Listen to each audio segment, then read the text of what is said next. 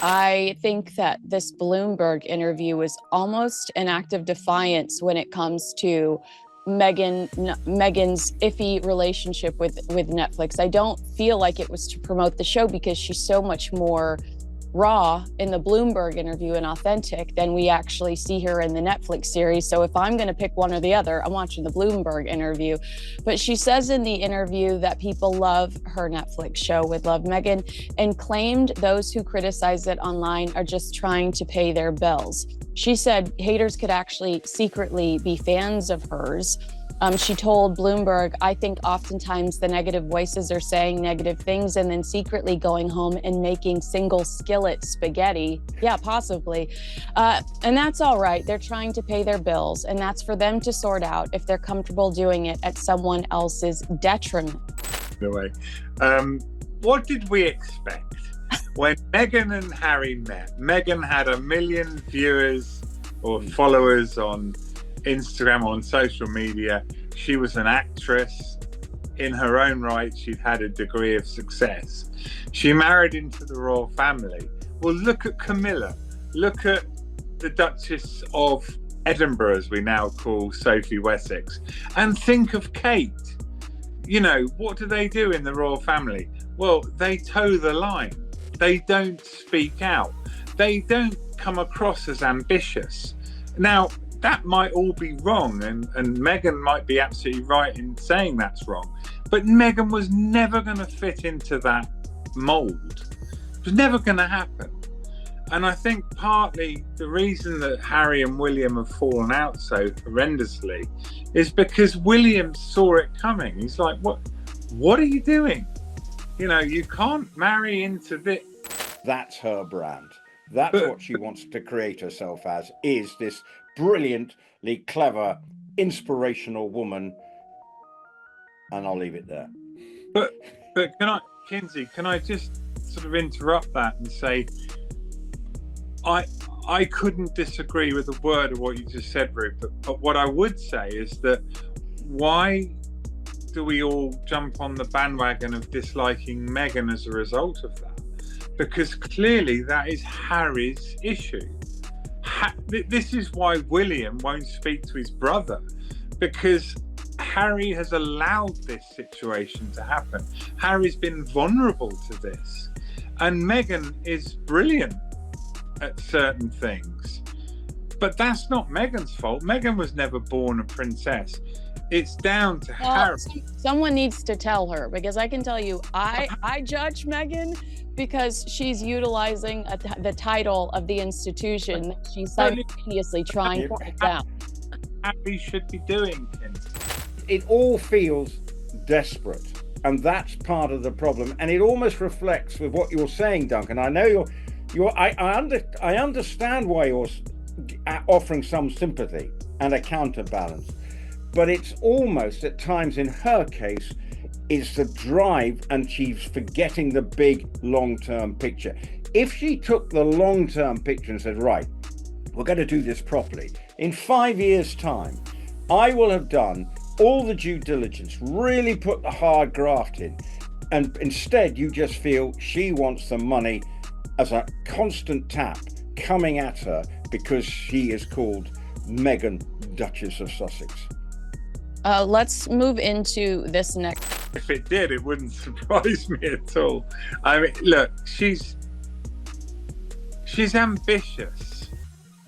And one thing you cannot say about members of the royal family that have married into it, be they women or men, none of them have been ambitious. That's the thing. You don't think Diana was ambitious, even if in branding herself as a philanthropy? Don't think so. I mean, not at 19 years of age, Duncan. You know, she had no idea.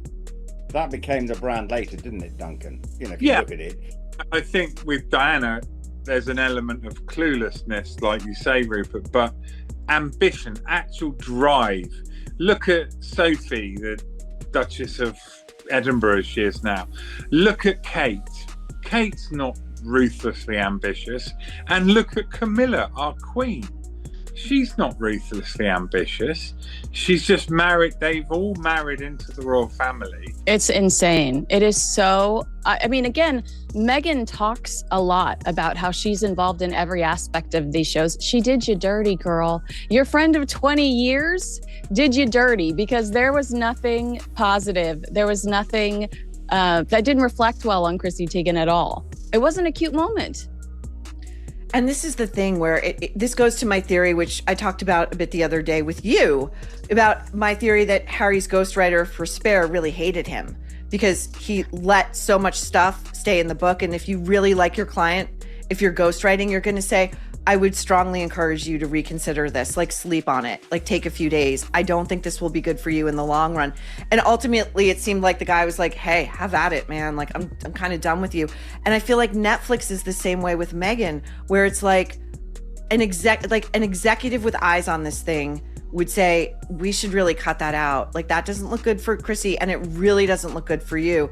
My theory is a show about family. A show, Meghan's trying to make a thing about family. It's like, first of all, your husband's MIA. What happens when a royal duchess swaps tiaras for TikTok energy and decides she's the next Martha Stewart? Only with less cooking, less class, and a lot more controversy. You get With Love, Meghan, a Netflix series that's less of a show and more of a train wreck in slow motion. And yet, we're all watching. Because how could we not? It's a show that promises authenticity, empowerment, and a peek behind the curtain, but somehow delivers sea urchin recipes, floral arrangements that scream interns did this, and packing tips no adult needed. Meghan Markle may think she's reinventing the lifestyle genre, but critics say she's just repackaging influencer fluff with royal leftovers. From the US to the UK, media outlets didn't just review it, they torched it. Some compared her to Marie Antoinette, others called it brain-dead aspirational. And Netflix, they barely even promoted it. That silence speaks volumes. But this isn't just about a bad show. This is about a woman who stepped into the global spotlight with a royal wedding, and then flipped the script so hard the pages caught fire. It's about the difference between fame and infamy, and whether Meghan even cares which one she ends up with. Because while the critics slammed the content, Meghan smiled through it all, dismissing her haters as broke and bitter. According to her, they're not critics. They're just people trying to pay their bills. And maybe she's not wrong. Maybe the joke is on us. Because Meghan is still trending, still headlining, still cashing checks from the very empire she claims to despise. Whether you think she's a misunderstood visionary or the most brass opportunist the monarchy has ever seen, one thing is certain. Meghan knows exactly what she's doing, and it's working. So how did we get here? From royal vows to jam jars, from palace balconies to QVC light QR codes? Buckle up. Because With Love, Meghan isn't just a Netflix series, it's a masterclass in rebranding, rebellion, and raw, unfiltered ambition. But this story doesn't stop at bad reviews. In fact, it's just getting started. The moment With Love, Meghan dropped on Netflix, the knives came out, and they were sharp. Critics didn't just dislike the show, they devoured it. The Hollywood Reporter summed it up with brutal precision, calling it as sour as the first season. But this time, the backlash wasn't just a slap on the wrist, it was a gut punch. Reviews rolled in from both sides of the Atlantic, and for once, America and Britain were united in something: disbelief that this show ever got made. The Marie Antoinette comparisons weren't just for shock value. They hit at the heart of why Meghan's show struck such a nerve. It wasn't just out of touch. It was oblivious. There's a certain luxury in being able to spend 8 episodes teaching viewers how to pack a suitcase or cook a lobster, all while pretending this is some sort of empowerment manifesto. But to millions of people who tune in expecting substance, anything resembling sincerity, what they get instead is performance art with no punchline. Meghan, once hailed as a breath of fresh air for the royal family, is now being accused of being hopelessly tone deaf in her own curated fantasyland. Royal watchers were even harsher. Commentators like Duncan Larkham and Rupert Bell didn't hold back. They called the series an unrelenting pile of dodo, and that was them being polite. For them, the show was the final proof that Meghan isn't looking to reflect or grow. She's looking at the project. Every frame feels calculated. Every floral arrangement, lobster tail, and forced personal anecdote is filtered through the lens of a woman who knows she's being watched and is trying to convince you that she's casually relatable while holding a crystal goblet of rosé. But there's a deeper regret brewing beneath the surface, one that echoes not just in reviews, but in royal corridors. Meghan Markle didn't just make a bad show. She made the kind of show that seems to confirm every fear the royal family ever had about her. That she would use the title of Duchess as a launchpad for her brand, that she would take the prestige of the monarchy and slap a retail tag on it, that she would turn a centuries-old institution into a soft-focused lifestyle backdrop. It's hard not to wonder if somewhere in Kensington Palace, a few family members watched this unfold and quietly said, "We told you so." The show's failure to break into Netflix's top 10 within its first 3 days was another slap in the face. The first season at least had shock value. People were curious. But this second season? Radio silence. Even Netflix, which has invested millions in the Sussexes, barely promoted it. For a platform that can market the most obscure indie films like their blockbuster events, their decision to let with love, Meghan slide by without so much as a push notification speaks volumes. It was as if even the algorithm had seen enough. And yet, Meghan remains unfazed, at least publicly. She claims she doesn't read the criticism, that she's focused on her own knowing, a phrase so drenched in vague California self-help jargon, it sounds like it was lifted from a meditation app. But whether she reads the reviews or not, the consequences are real. The show was meant to be a soft reboot, a pivot away from the royals and toward a new identity as a media mogul, a wellness queen, a feminist icon. But instead, what she delivered was a reminder. Without the royal connection, there might not be much left. Still, the critics weren't just mad. They were confused. Who was this show even for? Aspiring influencers who want to know how to bind their own books? Housewives looking to hand embroider their linen napkins? Or was this just for Meghan herself? A glossy, branded safe space where she could play out the fantasy of a life curated entirely on her own terms? Whatever the answer, the reviews were unanimous. This wasn't a vulnerability. It wasn't authenticity. It was an expensive cosplay. And viewers knew it. But if the critics thought this was bad, they hadn't seen anything yet. Because next came the moment where Meghan's quest for relatability veered into the bizarre. At this point, it's fair to ask, does Meghan Markle even care if the world loves her or just can't look away? Because for every glowing headline she once chased, there are now 10 more tearing her down. And the strangest part? She seems fine with that. The Meghan dilemma isn't whether she's famous, it's what kind of famous she is, and whether she's crossed a line from celebrity into something else entirely, the spectacle. There's a telling moment in one of the interviews promoting her series where Meghan responds to criticism, not with reflection, but with a smirk. She insists that the people criticizing her online are actually secret fans, just trying to pay their bills. In other words, the backlash is jealousy, and she's the victim and the prize. It's a statement that might have worked if it didn't sound so hollow, especially coming from someone who, quite literally, has spent the last 5 years paying her own bills by criticizing the British royal family. Think about that. Meghan became a global household name because of the royal wedding. She weaponized that visibility for a lucrative Netflix deal, Spotify deal, book deals, product launches, and podcast contracts. She used that royal moment like it was a springboard. But now she wants the world to believe she's being targeted by haters just for telling her story. The irony? That story has made her tens of millions. The critics she dismisses as broke nobodies are, in many ways, the reason she's rich. But maybe that's the game. Meghan doesn't seem to draw a line between fame and infamy. In fact, the more negative headlines she generates, the more it seems like she leans in. After all, controversy trends, car crashes go viral. And in a digital age where attention is currency, Meghan might be playing a very different game than we thought. One where being loved is nice, but being talked about is essential. And it's working. Her name trends even when her show flops. Every article, every think piece, every late-night segment mocking her aspirational lobster tutorials just amplifies her brand. The critics think they're tearing her down, but they're giving her the one thing she seems to value most: relevance. Meghan doesn't need to be liked to stay booked. She just needs to be unavoidable. This mindset also explains the show's weird tonal dissonance. It doesn't really seem designed to entertain. It seems designed to irritate. From the awkward lifestyle tips to the aesthetic overkill, it's as if the entire series was built to bait critics into rage-clicking and viewers into watching just to hate watch. It's not content. It's clickbait with a production budget. Meghan Markle, the Duchess, is slowly transforming into Meghan Markle, the meme. And maybe that's not an accident. Maybe that's a strategy. Even her defenders, those who argue she's just misunderstood, often find themselves struggling to explain her choices. Why release a second season so similar to the first, knowing the backlash? Why double down on the Martha Stewart cosplay? Why treat a failed influencer business model like it's the next wave of feminism? Because at the core of it all, Meghan may not be chasing your admiration. She's chasing your attention. And if she can't win you over, she'll settle for wearing you down. She doesn't need everyone to clap. She just needs them to keep watching. It's a ruthless approach, but it's not new. Public figures have blurred the line between fame and infamy for decades. What's different about Meghan is that she's doing it from the inside of the world's most traditional institution, and still demanding to be seen as the outsider. And just when you think she's reached her peak of self-absorption, she throws in a relatable sea urchin recipe and tells you to take her seriously.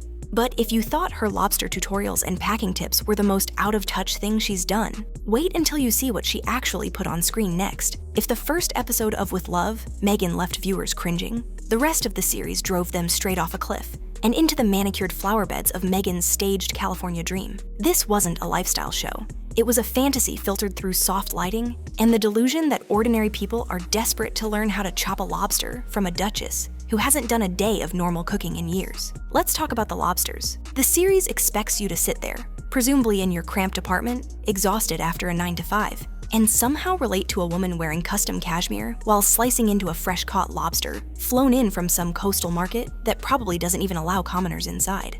Meghan stands there, perfectly styled, handling sea urchins like they're grocery store basics, and smiles as though this is every woman's Thursday night dinner prep. And that's just the beginning. By episode 2, we've moved into hand-bound books, embroidered handkerchiefs, personalized napkins, artisanal jam jars, and a lesson on how to pack a suitcase. Not how to survive airport security, not how to handle a toddler on a 14-hour flight. No, how to fold your organic linen so it fits beside your cruelty-free skincare and imported beach sarong. You could practically hear the nation's eyes rolling. The sheer disconnection from real life is astounding. When Meghan smiles into the camera and tells viewers how she likes to anchor into her knowing, it's less self-help and more softcore satire. Every shot is meticulously staged, every flower bouquet strategically placed, every kitchen angle perfectly color graded, and yet the whole thing feels hollow. There's no grit, no soul, just expensive props posing as personality. Rupert Bell put it best, brain-dead aspirational. And honestly, that's being generous, because this isn't just tone deaf, it's lobotomy level out of touch. Meghan wants you to believe this is her authentic self, that these lobsters, these flower arrangements, these $400 packing cubes, represent some deeper truth about womanhood, freedom, and empowerment. But the truth? It's branding. Carefully constructed, painfully curated, emotionally empty branding. You don't see Meghan pulling flowers from her garden. You see the production crew wheel in buckets of pre-trimmed stems. You don't see the sweat and chaos behind hosting. You see a woman pretending to be the queen of calm, while a small army makes it all happen behind the scenes. She's not living this lifestyle, she's performing it. And that's the real issue. Viewers aren't asking for perfection, they're asking for realness. And Meghan, for all her talk of being raw and unfiltered, delivers the most airbrushed version of authenticity money can buy. It's a fantasy land built on contradictions, a duchess who wants to seem down to earth while standing on a hilltop mansion overlooking the Pacific. The worst part? It could have worked. Meghan had the opportunity to do something radically different. She could have shown the chaos behind motherhood, the reality of building a business, the emotional complexity of her journey from Hollywood actress to royal to public enemy to entrepreneur. But instead, she chose lobsters. She chose luxury. She chose aesthetics over authenticity. And the result is a show so deeply miscalculated that even the satire writes itself. Viewers didn't just reject the series because they dislike Meghan. They rejected it because it insulted their intelligence. It spoke to no one but itself. And in doing so, it proved one thing. Meghan isn't trying to be understood. She's trying to be adored, on her terms, in her language, in a world she built from fantasy and filtered lighting. But as with Love, Meghan floundered. Another comparison started surfacing. One that Meghan surely didn't expect. Because suddenly, critics weren't calling her Diana anymore. They were calling her Fergie. At first glance, With Love, Meghan wants you to believe it's a fresh, modern reimagining of the classic lifestyle empire. Meghan positions herself as the new face of domestic sophistication, a kind of woke Martha Stewart in Lululemon and lavender oil. But the illusion crumbles the second you scratch the surface, because beneath the chamomile-scented veneer lies a mess of brand confusion, executive delusion, and one woman trying to reinvent herself in real time, without the blueprint, the expertise, or frankly, the credibility. Let's be clear, Martha Stewart built her empire brick by brick. She earned her reputation through decades of expertise, obsessive detail, and real sweat equity. She knows how to make jam, build a garden, fold a napkin, and run a business that lasts. Meghan, by contrast, throws herself into lifestyle projects, like someone flipping through a Pinterest board after 3 glasses of rosé. She doesn't live the brand. She borrows it, hoping the audience won't notice the strings holding it all together. But viewers noticed. Everything from the flower arranging to the jam jars screamed set design over sincerity. There's a scene in season 1 where Meghan shows off her floral skills, only for insiders to claim the production crew had to import the entire setup, right down to the buckets. No garden, no dirt, no authenticity, just props. Even her attempt to showcase a cutting garden felt like someone Googled "rich people hobby" and turned it into an episode. And then there's the business side, or lack thereof. Meghan's As Ever brand launched with all the polished fanfare of a Silicon Valley unicorn, only to fall apart faster than a budget bouquet. QR codes on the show led viewers to a store page filled with broken links and placeholder t-shirts labeled Example Product Title. For someone allegedly obsessed with packaging and perfection, how does a $100 million Netflix deal come with typos and template errors? Because it was never about the product, it was about the perception. Meghan wanted to look like an empire builder. She wanted the gravitas of Martha with the buzz of Goop and the prestige of a royal crest slapped on the side. But she never took the time to do the one thing all successful entrepreneurs do: the work, the research, the development, the testing. And it shows. The entire brand feels like a sprint toward relevance, not a marathon toward excellence. Even worse, the core premise of her show, empowering women through domestic creativity, rings hollow when it's being delivered from a $14 million mansion with zero sign of actual labor. The Meghan in With Love, Meghan doesn't hustle. She doesn't sweat. She doesn't even bend over to pull weeds. She poses, instructs, smiles, then walks off camera while a team of assistants cleans up the aftermath. So when viewers are told this show is real, they roll their eyes because nothing feels earned. Not the lobsters, not the flowers, not the books, not the lifestyle. It's all aesthetic without backbone, style over substance, vibes without vision. The tragedy is that Meghan had a real opportunity. She could have told the story of transformation, not from duchess to influencer, but from public punching bag to personal empowerment. That would have landed. That would have felt earned. But instead, she gave us an expensive scrapbook of a brand identity crisis. And just like that, the Martha Stewart mirage collapsed. What's left is a series that wants to sell the image of domestic empowerment, but delivers something more like branded confusion. One episode is about kitchen rituals, the next about packing for a trip, and the next about chopped sea creatures. It's a whiplash of identity. Are we watching a feminist, a duchess, a mommy blogger, an Etsy seller, a billionaire boss babe? Meghan can't seem to decide, so she tries to be all of them at once and ends up convincing no one. But where Meghan truly lost the plot was in her refusal to adapt. This isn't a rookie mistake. This is ego. She could have taken the criticism from season 1 and grown from it, but instead, she doubled down. Same tone, same glossy detachment, same illusion of effort. And this time, the audience wasn't just unimpressed, they were done. Still, the fallout from this fake it till you make it approach wasn't just about bad branding.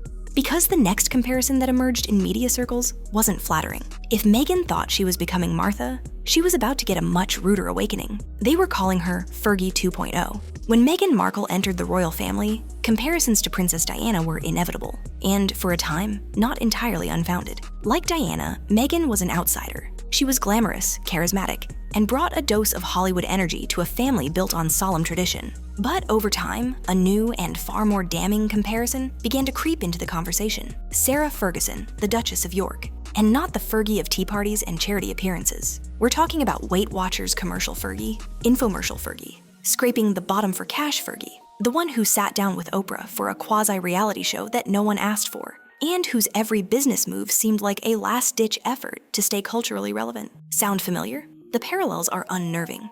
Both Meghan and Fergie married into the monarchy with wide eyes and big plans. Both found royal life suffocating, fled the institution, and then, almost instantly, began monetizing their royal connections. But where Fergie stumbled her way through tabloid scandals and money problems, Meghan has gone global with hers. The packaging is sleeker, the deals are bigger, and the reach is unmatched. But the desperation? It's the same. Only now it's delivered in 4K with a QR code. The most uncomfortable part? Meghan still seems to believe she's Diana, that she's continuing some sacred legacy of rebellion, truth-telling, and elegant defiance. But Diana didn't build a brand. She sparked a movement. Diana's vulnerability wasn't content. It was a consequence. Her suffering was real, public, and often brutal. She never needed to stage authenticity. It radiated from her because it cost her everything. Meghan, on the other hand, speaks in wellness buzzwords and scripted vulnerability. When she talks about owning her knowing or telling her story through how she shows up in the world, it's not Diana we hear. It's a self-help seminar wrapped in beige linen and lavender lighting. Her pain isn't felt, it's marketed. And that's where the Diana delusion unravels. Because at her core, Diana didn't want fame. She wanted freedom. Meghan, however, seems to conflate the two. Every media move, every product drop, every empowerment monologue is aimed at boosting her profile. And yet, when that attention turns critical, she recoils behind platitudes like, people just want to pay their bills, as if those pointing out the inconsistencies in her story are just jealous bloggers looking for a check. That's not Diana. That's damage control with a halo filter. It's also what sets Meghan further apart from the other women who married into the family. Women like Kate Middleton, Sophie Wessex, and even Camilla have maintained loyalty to the never complain, never explain ethos. Whether you agree with it or not, they understood the rules. Meghan didn't want to play the game. She wanted to rewrite it, own it, and license it for streaming rights. And then there's the business side of it all. Fergie made the mistake of overexposing herself in the wrong way, and it destroyed her credibility. Meghan, despite claiming to have risen above the critics, seems to be following that same trajectory, only faster and flashier. From jam jars to failed Spotify deals to lifestyle launches that collapse mid-season, the pattern is unmistakable. It's not ambition. It's chronic rebranding in search of a purpose. And still, through it all, she invokes Diana, as if the spirit of the people's princess has been reborn in California, now sautéing lobster with artisanal sea salt. But Diana was never selling anything. Meghan's entire empire is transactional. So the question becomes, is Meghan miscast in her own story? Or is she deliberately playing the role of Diana too? Zeus, while delivering Fergie 2.0 content? Believing that the optics alone will protect her from criticism? Because the media keeps slamming her for tone deafness, and critics torch her products for their amateur execution, Meghan continues to insist that the fault lies with everyone else, that the audience just doesn't get it, that they're haters, clingers, or hypocrites. But maybe the audience does get it. Maybe they see exactly what this is, a woman caught between two identities, royal icon and lifestyle CEO, and failing to convincingly play either one. And just when it couldn't get more absurd, Meghan did something that made the audience wonder if the mask had finally slipped. Because while her show was flopping, she gave an interview that was more real than anything Netflix had produced. And what she said next? Well, it changed the whole narrative. It's almost poetic. While with Love, Meghan was quietly crashing on Netflix, skipping the top 10 charts, getting slammed by critics, and barely mentioned by the platform itself. Meghan Markle sat down for an interview with Bloomberg that was, paradoxically, more honest than her entire 8-episode self-portrait. The contrast was so jarring, it felt like two different women were speaking. One smiling for the camera with perfectly curated jams, and another unleashing thinly veiled contempt for anyone daring to question her. In the Bloomberg interview, Meghan wasn't making flower arrangements or chopping lobsters. She was making headlines, and not the flattering kind. Because instead of acknowledging the backlash against her Netflix series, or addressing the glaring issues with her crumbling lifestyle brand, she went on the offensive. People who criticize me, she said, are just trying to pay their bills. As if media coverage, commentary, or even social critique is some desperate cash grab, while her own commercial empire, built on titles, trauma, and a lot of half-baked ideas, is above reproach. It wasn't just arrogant, it was delusional. Coming from a woman who's monetized every phase of her royal journey, from the wedding to the exit to the podcasting fallout, it sounded like the pot accusing the kettle of having a business plan. Meghan dismissing her critics as hustlers trying to scrape a living is rich, considering that the very foundation of her empire is criticism. Her fame didn't explode because of her acting. It exploded when she turned her time in the royal family into a global spectacle. And that spectacle, whether you love her or loathe her, is what paid her bills. The irony wasn't lost on viewers. Meghan, who spent years telling us she had no voice as a working royal, now has every microphone in the world pointed in her direction. But when people finally listen, what do they hear? Psychobabble, contradictions, self-congratulation masquerading as vulnerability. In the Netflix series, she's all soft smiles and calm, aspirational energy. In Bloomberg, she's sharp, defensive, and dripping with disdain for the very people who gave her platform cultural relevance. And yet, strangely, this version of Meghan felt more real. Gone was the syrupy voiceover and the "I just want to be of service" rhetoric. This was the Meghan who gets furious when things don't go her way. The Meghan who thinks critics aren't just wrong, they're beneath her. For the first time, the facade cracked. And what came through was something rarely seen in the Netflix version: unfiltered ambition. Not the glossy girlboss version from her curated social media world, but the raw, clawing kind that doesn't care who gets steamrolled on the path to personal glory. This is the Meghan her critics have warned about.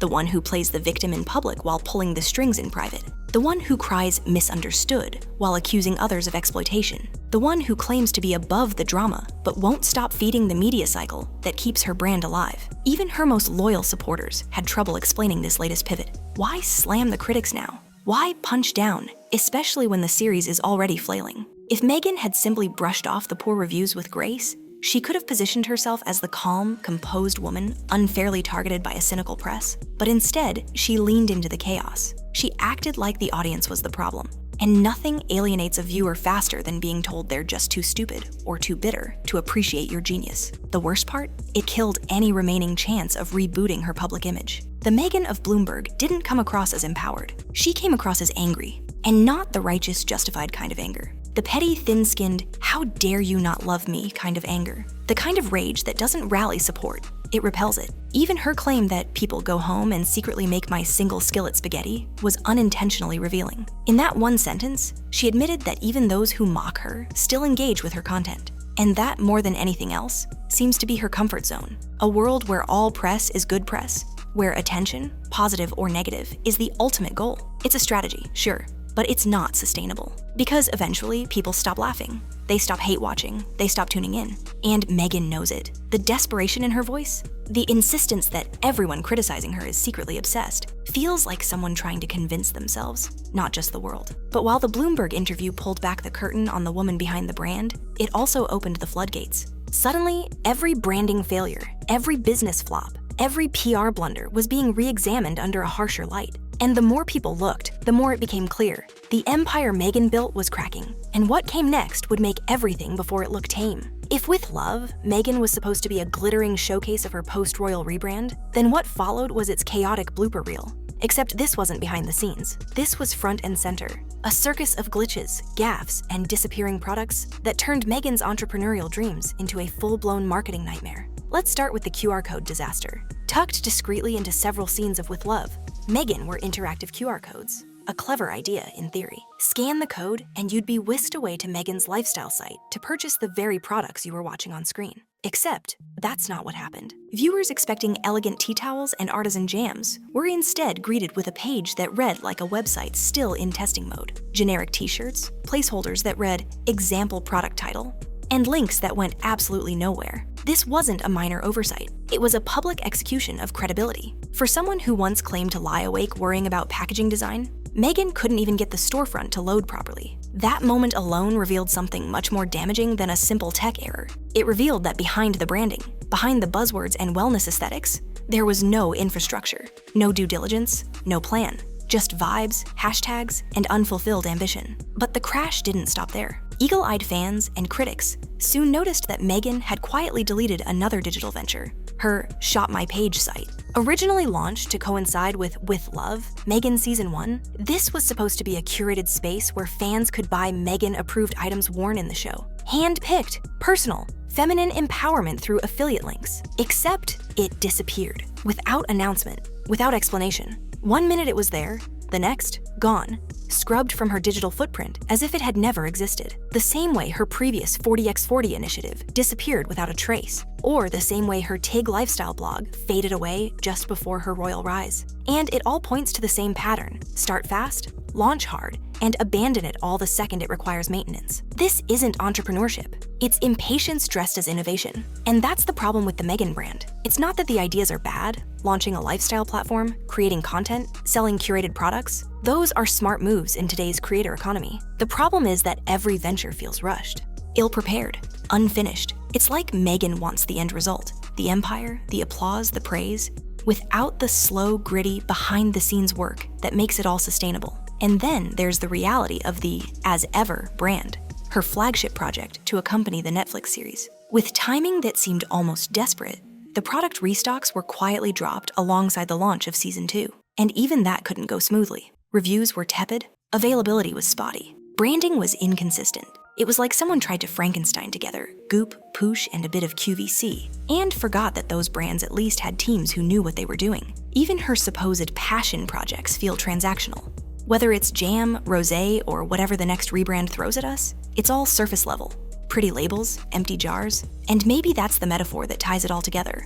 The products are just like the persona, aesthetically polished but ultimately hollow. Even supporters, those who genuinely wanted to root for Meghan as a self-made, post-royal businesswoman, started to flinch. You can only watch someone trip over their own empire so many times before you stop calling it bad luck and start calling it what it is, a pattern. And worse still, her critics didn't even have to dig. These weren't secret scandals uncovered by investigative journalists. These were errors sitting out in the open, on the very platforms Meghan herself promoted. Broken links, half-baked product pages, vanished websites. Every glitch, every deleted project chipped away at the idea that she was building something meaningful. What became clear is this: Meghan doesn't want a legacy. She wants a moment. She doesn't want to lead an empire. She wants to trend. And when that moment fades, she simply scrubs it away, deletes the evidence, and moves on to the next shiny idea. But while Meghan scrambles to find the next big pivot, one figure continues to fade: Harry.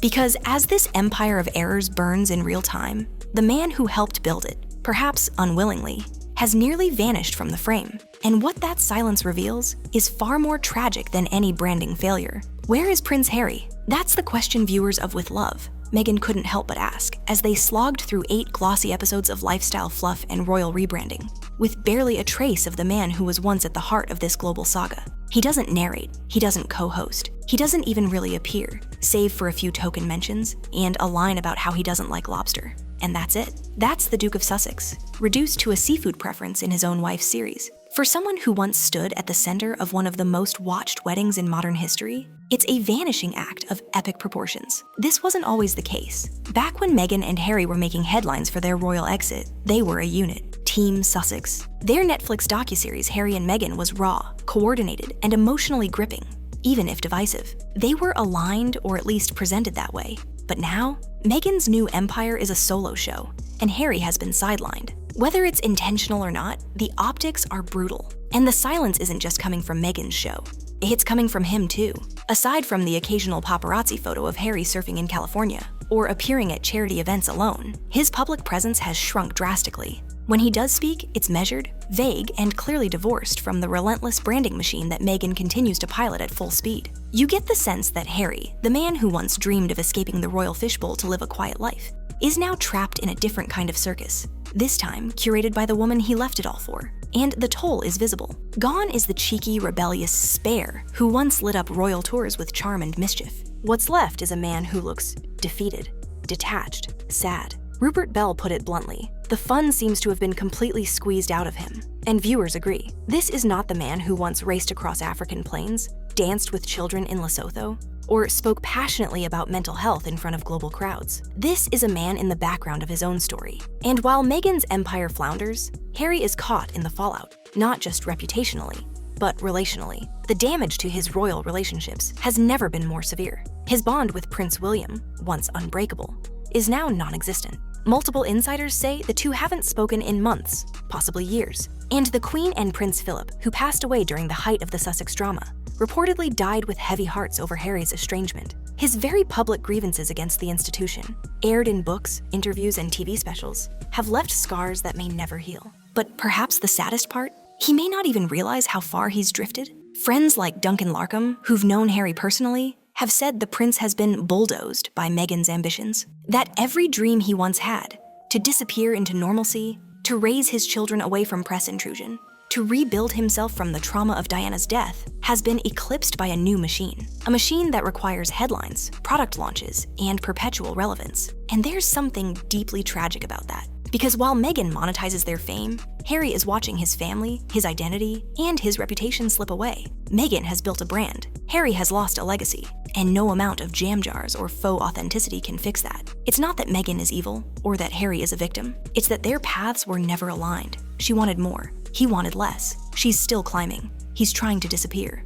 And the result is a marriage that feels increasingly lopsided, not just in screen time, but in narrative power. When season 2 of With Love, Meghan aired, it wasn't just a failed show. It was a flashing sign that Harry is no longer co-starring in his own life. He's a ghost in the background of a dream that no longer fits. But while Harry may have gone quiet, the world hasn't. And with every flop, every deleted product page, every jam jar gaffe, one question grows louder. How much longer can this fantasy hold together before it completely collapses? After 2 seasons of curated aesthetics, sea urchin soufflés, half-baked product launches, and QR codes that lead to nowhere, one thing has become painfully clear. Meghan Markle's biggest obstacle isn't the media. It's not the critics. It's not even the British royal family.